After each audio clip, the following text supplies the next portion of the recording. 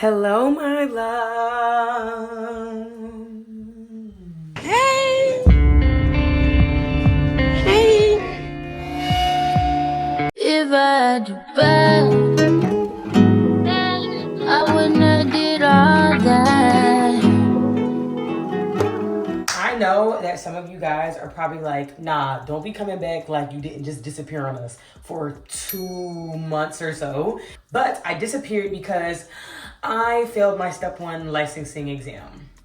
Yeah. Oh no! Let's just rip that band-aid right on off and get that out the way. Therefore, my title is not clickbaity because I am going to tell you exactly what happened leading up to the exam, what's happening right now, and what this all means for my academic future and academic progress. So if you were keeping up with and following my channel, then you would see that I was uploading every week how I was doing in my dedicated study period, which is the time allotted for step 1 licensing examination. Every institution has this, it just varies by the time length. And for my institution, we had 6 weeks of dedicated studying that I then extended for longer. So if you had been keeping up with my page and my channel, then you would see that I was already considering doing extended time from like day 1 and how much of a struggle that was for me because I knew that by me taking extended time, that would potentially mess with my graduation period and all this other stuff that, again, I'll link those videos above or somewhere on the screen. And so when I finally did come to the conclusion of, okay, I'm going to go ahead and take this extended study period because I don't really know what's going on with me. I can't really seem to focus. Plot twist, I actually had undiagnosed ADHD. Damn! But because I was kind of going through all of these, I don't know, random thoughts and not really being able to settle and wanting to do the safest thing for me, right, in order to pass was to just give myself more time. And funnily enough, that was working because I was passing all of my practice exams. You only needed 60% to pass step 1. And I was scoring like 63, 64, 65s consistently. And so to then go and take my exam and fail, I wasn't shocked.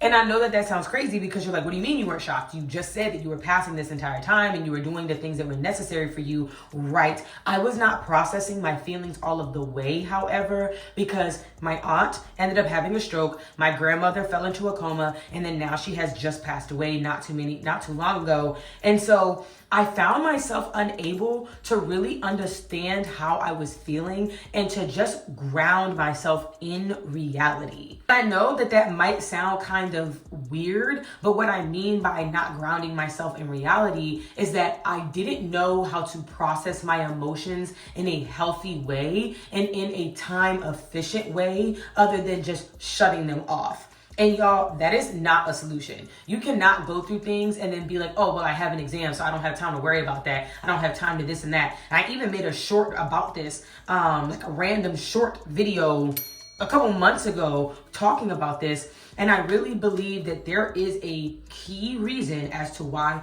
healthcare workers are not healthy, why so many people unalive themselves, why so many people quit. I just watched a video of a neurosurgeon who stopped his practice because he just was feeling like at an existential loss. He was feeling like nothing mattered in life, and that is horrifying. And I think it's because we're constantly on go. Our brains never get a chance to just calm down. So imagine going through all of that, then having this emotional turmoil that I was going through family-wise, and then having undiagnosed ADHD. So that's what I mean when I'm saying it's not a surprise that I failed it. And it was so crazy because I failed by such a narrow margin. It's not even funny. So I'm already knowing that it's not a content issue. It's not that I wasn't smart enough. It's not that I didn't understand. It literally is that my brain is not a safe space for me. And that has to change. That has to be a priority, because what I can't do is continue going through this very difficult field and not understanding how to self-soothe, how to not self-destruct, and honestly when to reach out and say, I need help, I can't do this right now, I need a little extra time. Because I believe that for a lot of people, it's hard to envision doing this as a practicing physician, because you're like, I got lives at stake, I have lives on my hand. And dude, that's just not even how it works. And it's so crazy to me because my mentor literally the other day was telling me how she just had all of this help from her teammates, as in her colleagues and just people in her office, because she was trying to go back home to Trinidad and organize these projects, and just how much other administrative aid goes into things, and that you're not just there stuck with all of this responsibility and unable to move, that there is a means and a method to getting things done while keeping yourself healthy and stable if you reach out, if you seek it, if you're aware. And I will be honest in saying that I did not have that. So now that I failed the I know exactly what the process looks like moving forward, and it's not even that freaking bad. So what happens is, in taking a gap year, it's not really a year, I'm going to start my rotations in March of 2025, and I will be graduating with the class below me, which I was already at risk of anyway, because I took extended time the first time, right? Like the very first time that I took my exam out of the window, which was the February deadline to start my rotations in March, I was already at risk for graduating in 2027. So there was really no need for me to care nor stress about taking some extra months to take this exam, because now I have until December to do it. And I'm not gonna lie, it is a little frustrating that that information is not as readily available as I believe it should be. Let me pause by saying this. This is not just my institution. I am not trying to call out my institution in particular or have negative things to say about it. This is a universally expressed thing within medicine. I've talked to other med students how their process was in taking step one, and they have all told me the same exact thing, and that administration is just not that great, because you have to remember that med school is a business. While we are here to learn, they are taking our money and funding themselves as a business. And so it doesn't look good as a business to have people doing things out of their timeline, right? If I am enrolled, matriculated, whatever, and I'm supposed to be with the class of 2026, to not have that be a thing doesn't reflect well on them as an institution. And so there is some incentive really to try to pressure and push to maintain essentially that reputation. And so with me failing this exam now, it kind of removes me from that stress and pressure of the perfect timeline, because I've already screwed them over. Like there's no point in them pressuring me now, because it's already done. The deed is already done. The only thing that I can do is retake it by December. And so I have not dropped out of med school, because I am going to retake my exam. And right now I'm just in a period of recollecting myself, of refocusing and redefining myself again. I've always been the type of person that does better on the second try. So I'm not necessarily unfamiliar with this space, right? I didn't go to college right away. I ended up graduating as valedictorian. I failed my MCAT the first time that I took it.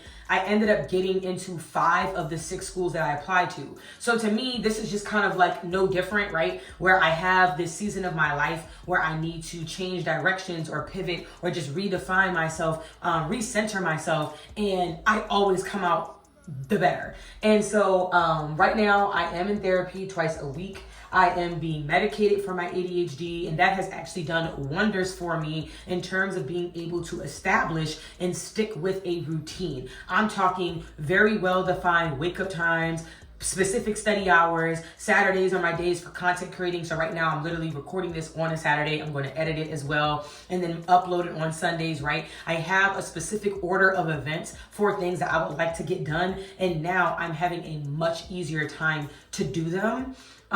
This period is also going to allow me to kind of just reconnect with my family. It's been really wonderful just being present and being able to show up for my father during this time of his loss. And that means the world to me. It has also given me time to connect deeper with my mentees, which has also been super fulfilling. And honestly, y'all, I was so scared to tell them that I did not pass my licensing exam because I didn't want them to feel like, well, why are we listening to you, right? Like, why are you my mentor if you're not doing the things that would make me successful? Because like, you're not successful right now. I'm thinking that that's what they were gonna feel like. That is not the case. By me being so vulnerable and transparent, that opened the door for them to be the same way. And so one of them literally texted me 2 days later saying how she was having the worst time of her life in her internship. She just felt really horrible. It was a very hard day, and that ultimately she felt good knowing that she could express that to me and know that I would get it and know that I understand and know that things aren't always perfect. And that is another reason why I felt so comfortable sharing this on my YouTube channel, because my YouTube channel is meant to be a space of transparency and vulnerability, not just for myself, but for other people to feel it as well. I figured if I can share my testimonies, if I can share my progress, if I can share my process, that would help uplift others who may be going through similar things and don't necessarily have those resources immediately available to them, that at least you can feel it and experience it over the internet. I don't know.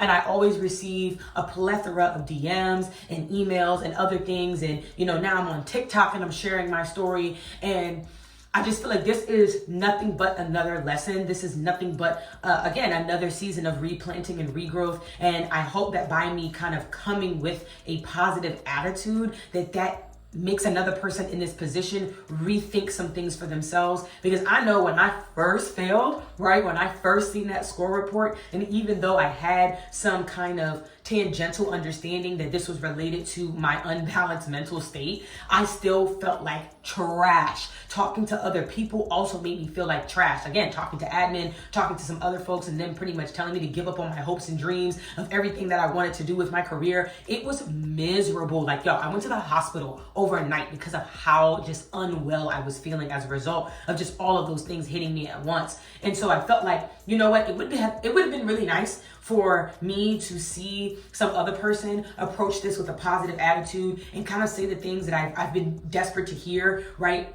And so this is me being that. I was able to find a few people, but ultimately I do think that putting these types of things out into the internet, out into the sphere to have a larger reach rather than word of mouth is also important. I think that we should normalize that processes are not linear. And so what my process looks like now is that I am going to retest after I feel like I have built up enough reps in studying consistently for hours at a time, feeling good about that, not feeling, again, mentally overloaded or overstimulated, right? So when I just feel good when it comes to taking this exam, I'm going to focus a lot more on research, right? Once I'm done that, because now I have the time to do so. So my ultimate goal is to publish 1 or 2 papers in this period before March 2025. I'm going to try my best to attend a lot more in-person events, conferences, meetups with my mentees. I actually have a meetup scheduled with one of them for next week, right? And just, as I said, reestablish a routine, a healthy routine,